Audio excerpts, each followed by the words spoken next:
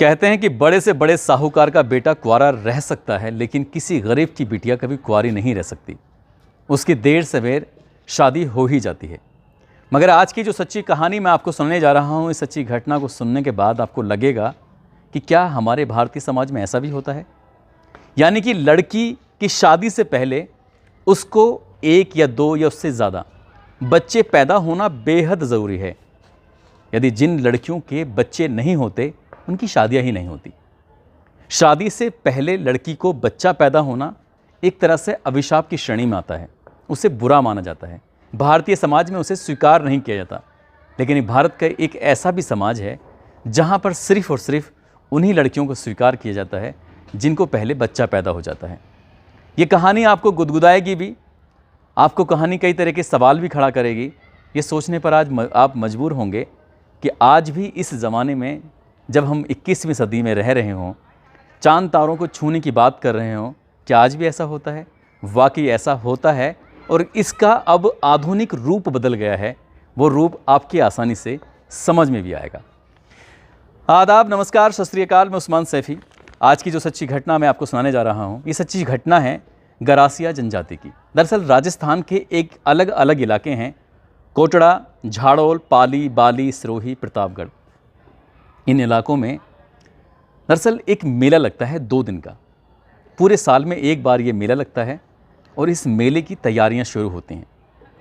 एक गांव है प्रतापगढ़ का, और प्रतापगढ़ की एक थूर गांव है, वहाँ की रहने वाली देविका इस बार बड़ा रोमांचित थी, खुश थी। खुश इसलिए है क्योंकि वो मेले में शामिल होने वाली है। जो मेला लगता है उस मेले में लड़के खड़े हो जाते हैं, एक तरह से कह सकते हैं पैंठ लगती है। जैसे बाज़ार में कोई सामान आपको पसंद आता है, कोई ट्रैक्टर पसंद आता है, कोई पुरानी गाड़ियों का मेला लगता है, इस तरह से मेला लगता है। और उस मेले में आपको लड़के मिलेंगे। लड़के सज धस कर तैयार हो जाएंगे और सर झुकाए इंतज़ार करते हैं कि कोई लड़की आएगी और लड़की उनको देखेगी, पसंद करेगी और वो वहाँ से लेके चली जाएगी। देविका का दिन आता है और देविका उस मेले में जाती है। पहले दिन पूरे दिन मेले में घूमती रहती है, लेकिन उसे कोई लड़का पसंद नहीं आता। अगले दिन फिर मेला लगता है, देविका फिर मेले में जाती है अपनी सहेलियों के साथ। और जब जाती है और जाकर देखती है तो एक से एक सुंदर अच्छे अच्छे पहनावे पहने हुए लड़के खड़े हुए थे, और उसी पहनावे में उससे एक लड़का पसंद आता है जिसका नाम सूरज होता है। सूरज को लेकर दोनों ही आँखों में एक दूसरे को देखते हैं, एक दूसरे से प्यार हो जाता है और यहाँ से वो दोनों भाग जाते हैं।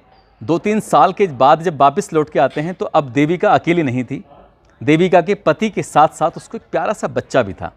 और जैसे ही बच्चा गोद में लेकर घर आती है तो घर में खुशियों के गीत गाए जाने लगते हैं। अब सबको लगने लगता है कि इसकी शादी होनी चाहिए। शादी की तैयारी होती है और धूमधाम से शादी होती है। शादी का पूरा खर्च सूरज उठाता है। दरअसल ये कहानी असल में शुरू होती है जब 1000वां साल चल रहा था। एक घर में 4 भाई होते हैं। 4 भाई में 3 भाइयों की शादी धूमधाम से हो जाती है और वो ठीक ठाक रह रहे थे। लेकिन तीनों भाइयों को शादी होने के बावजूद भी कोई बच्चा पैदा नहीं हो रहा था। जब बच्चा पैदा नहीं हो रहा था, वो अपनी समस्या को लेकर परेशान थे। जो चौथा भाई होता है वो एक गांव की लड़की को लेकर भाग जाता है। कुछ दिन के बाद जब वापस लौट कर आता है तो पता चलता है कि उस भाई को तो बच्चा हो गया है जिसने शादी ही नहीं की, और जिन 3 भाइयों ने शादी की थी उनको कोई बच्चा ही नहीं हो रहा था। ये पहला ऐसा वाक़या था। और यहीं से इस गरासिया जनजाति जो समूह है, इसने इस प्रथा को अब आगे बढ़ाना शुरू कर दिया कि जब तक कोई बच्चा नहीं होगा तब तक वो शादी नहीं करेंगे। इसके लिए बाकायदा मेला यानी कि पैंठ सजने लगी। पैंठ में लड़के आने लगे और लड़कियां उन लड़कों को देखती थीं। जो लड़का सबसे अच्छा होता था उसी को पसंद किया और उसके साथ चले गए।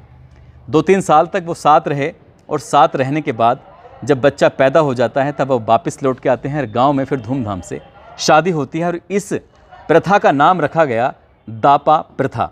इस दापा प्रथा में दापा का मतलब होता है राशि को चुकता करना दुल्हन के लिए। जितनी भी राशि होगी उसके लिए एक समाज, उसके लिए कुछ लोग बैठकर तय करेंगे कि इस दुल्हन के बदले में कितनी राशि दी जाएगी। इससे भी दिलचस्प बात यह होती है, लड़की अपनी मर्जी से लड़की को शादी से पहले छोड़ सकती है यदि उसे लड़का पसंद नहीं आता। लेकिन अगर लड़का लड़की को छोड़ता है, उसे लड़की पसंद नहीं आती, तो वो कभी भविष्य में किसी दूसरे की शादी के मंडप में शामिल नहीं हो सकता। उस मंडप की चार दीवारी के अंदर घुस नहीं सकता, उसको घुसने की अनुमति नहीं होती।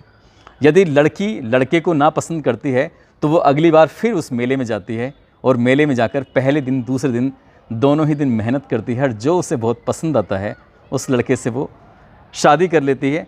और इसी तरह से लड़कियां इस शादी को अपने आगे बढ़ाती हैं, ज़िंदगी चलाती हैं।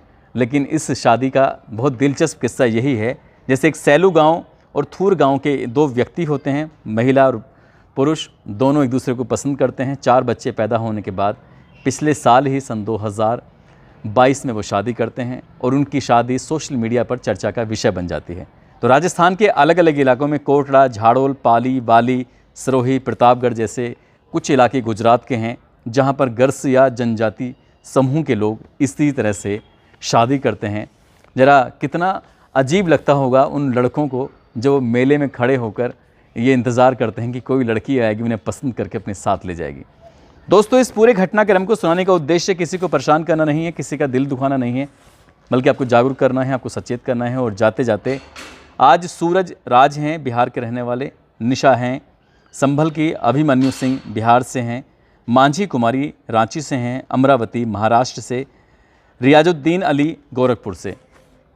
इन लोगों के जन्मदिन हैं, इनको जन्मदिन की बहुत सारी शुभकामनाएं, बहुत बहुत मुबारकबाद। आप सब लोग अपना ख्याल रखें, सुरक्षित रहें। जय हिंद, जय भारत।